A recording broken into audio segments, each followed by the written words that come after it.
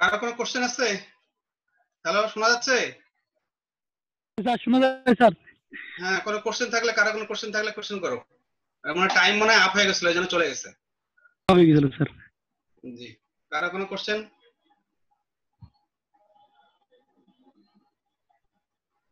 যদি এগুলো short note, এই শর্ট নোট গুলো, এই 4টা শর্ট নোট, দুইটা মানে প্রতিবারে দুটা আসে। একটা জেনেটিক থেকে দুটার মধ্যে একটা আসে, টার্নার সিনড্রোম, কানফাইন্ডার সিনড্রোম, আর তোমার ওই ক্যালসিয়াম মেটাবলিজম থেকে স্যারদের খুব আগ্রহ, হাইপোক্যালসিমিয়া, হাইপারক্যালসিমিয়া, এই দুটা থেকে প্রায় আসে। প্রায় মানে কি, এটা প্রায় প্রতি বছর আসে। এটা একটু যার ফলে তোমাদেরকে জানতে হবে। এটা হলো তোমার পরীক্ষা রিলেটেড আর কি। হ্যাঁ, পরীক্ষা রিলেটেড কথাবার্তা আর কি, যে রিটেন নিয়ে আসে না, কারণ এগুলো শর্ট নোট গুলো না বললে পরীক্ষা হলে সমস্যা হয়ে যায়। ঠিক আছে, এখন কারো কোনো কোশ্চেন? স্যার ক্লিনফিল্টার সিনেমাতে কার্ডিয়াক কোনো অ্যাবনর্মালিটি আসে না স্যার?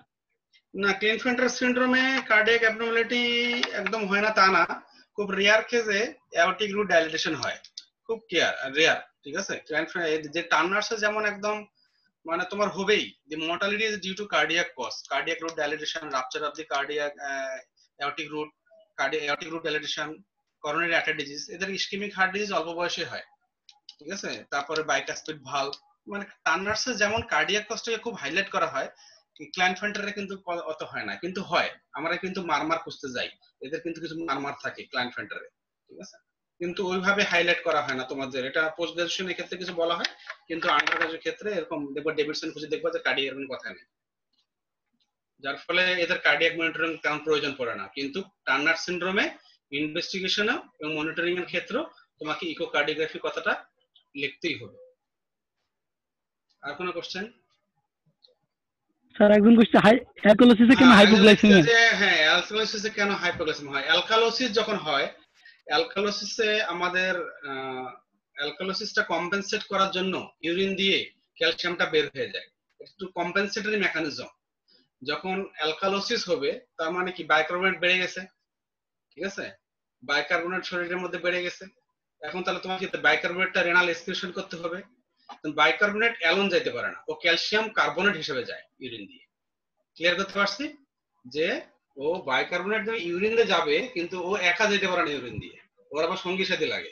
তো ও কি করে, ক্যালসিয়াম ওর সঙ্গে বাইন্ড করে ক্যালসিয়াম কার্বনেট তৈরি করে করে ও ইউরিন দিয়ে পাস করে। তাহলে আমার শরীরের মধ্যে কি ক্যালসিয়াম থাকলো? এই অ্যালকালোসিসটাকে কম্পেনসেট করতে যায়, আমার ইউরিন দিয়ে বাইকার্বনেট বার হয়ে যাচ্ছে, সঙ্গে সঙ্গে ক্যালসিয়াম বার হয়ে যাচ্ছে, যার ফলে হাইপোক্যালসিমিয়া হচ্ছে। ক্লিয়ার? Okay sir. জি, আরো কোনো কোশ্চেন?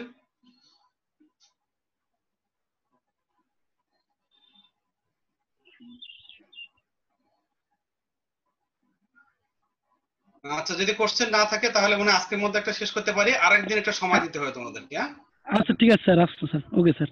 আচ্ছা, তোমরা যেদিন সময় দিবা সেদিন আরেকদিন ফিনিশিং ক্লাস, ওটা হবে ফিনিশিং আচ্ছা। ক্লাস।